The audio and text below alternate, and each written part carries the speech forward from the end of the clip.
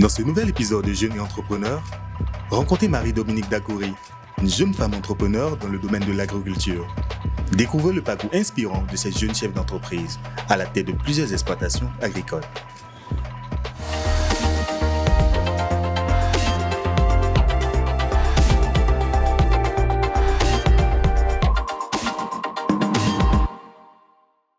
Je suis Marie-Dominique Dacoury, juriste de formation qui a embrassé la filière entrepreneuriat agricole depuis 2022. Voilà, je suis gérante d'une entreprise qui est spécialisée en agriculture, investissement agricole, recrutement du personnel et surtout la gestion champêtre.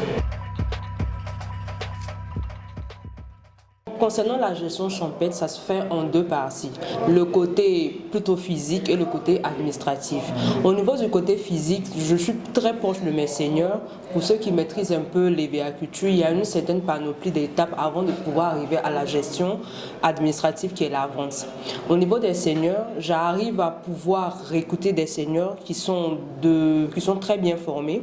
J'arrive aussi à trouver des personnes, des manœuvres qui travaillent avec nous. J'arrive aussi à pouvoir travailler avec des professionnels de l'agriculture qui sont de nos instituts. Et aussi, j'arrive à pouvoir faire la vente et faire le retour aux propriétaires. Et je précise que je suis gérante de plusieurs champs dans la région du Gau. Je ne vais pas d'une journée, mais je vais dire plutôt 2 journées de travail. Bon, avant que nous arrivions à la vente, comme je vous ai dit tout à l'heure, il y a des étapes à fournir. Après la saignée, pour ceux qui connaissent un peu l'EVA, il y a une période où on va saigner. Donc moi, je fais tout ce qui est rassemblement des manœuvres pour pouvoir faire le ramassage. Et il faut dire que c'est une très bonne atmosphère plutôt naturelle, où on mange même des bananes plantains. C'est vraiment différent de l'atmosphère urbanisme d'Abidjan. Donc, on fait le ramassage, comme j'ai dit. Après le ramassage, on fait la collecte. On essaie de rassembler tout le caoutchouc afin de pouvoir faire le chargement. Tout a commencé depuis la base avec les travaux pratiques qui étaient au programme au primaire. Et j'ai commencé à apprendre à faire, comme on le dit, lancer la machette, faire de la daba. Et plus tard, avec l'université, je me suis dit, mais pourquoi ne pas avoir une autre activité? Donc, dans mes questionnements, il y a eu un malheur où mon père est décédé, mais il nous a laissé un héritage agricole. C'est de là que j'ai commencé à gérer, j'ai commencé à faire mes premiers pas dans l'agriculture, j'ai commencé à connaître aussi la filière EVA qui m'a permis aussi d'être là aujourd'hui afin de pouvoir gérer plusieurs champs. Voilà. Moi, j'ai pris du droit que j'ai fait par la formation pour arriver à l'agriculture aujourd'hui.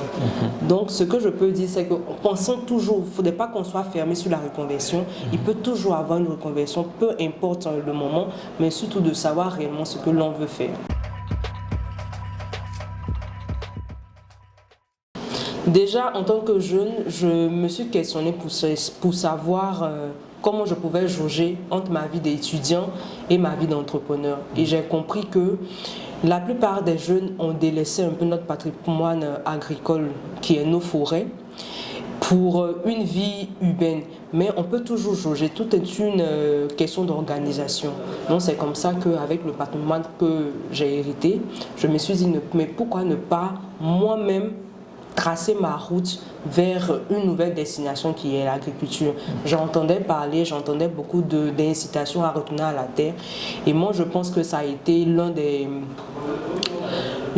questionnements qui m'a permis de moi-même me connaître et savoir que j'avais ce don-là pour l'agriculture. En tant que femme, j'aime beaucoup le terrain. Dans tout ce que je faisais, même à l'université, j'aimais être une personne de terrain. Et quand j'ai vu que je suis bénéficiaire d'un très bel héritage, je me suis dit, mais pourquoi pas m'investir dedans, peu importe les stéréotypes qui allaient en découler.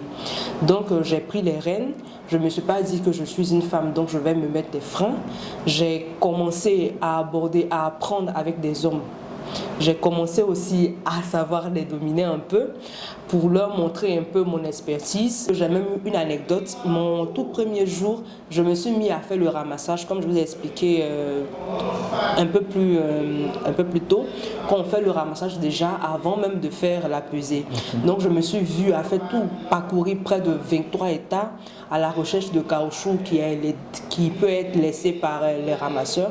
Et quand les gens ont vu, ils ont compris que cette dame, véritablement, c'est quelque chose qu'elle aime, et c'est quelque chose qu'elle prend au sérieux. Et un peu partout, ils ont essayé de comprendre ma manière de fonctionner. Et c'est de là maintenant tout est venu l'entente. J'ai essayé d'être un peu dur parce qu'avec une cape de femme, il faut savoir s'imposer. J'ai essayé d'être un peu dur. Avec mes collaborateurs, j'ai essayé d'être un peu plus dur. Et c'est comme ça que la collaboration a commencé à marcher. Il est vraiment possible de réussir dans l'agriculture grâce à un travail persistant. Beaucoup l'ont fait, d'autres même avant nous l'ont fait. Donc nous, jeunes, nous le pouvons. J'incite également les jeunes à revenir à la terre, car l'agriculture paye. Je vous le dis, l'agriculture paye. Et il faut que nous, jeunes, nous arrivons à relever le défi d'émerger notre agriculture au niveau mondial. Voilà.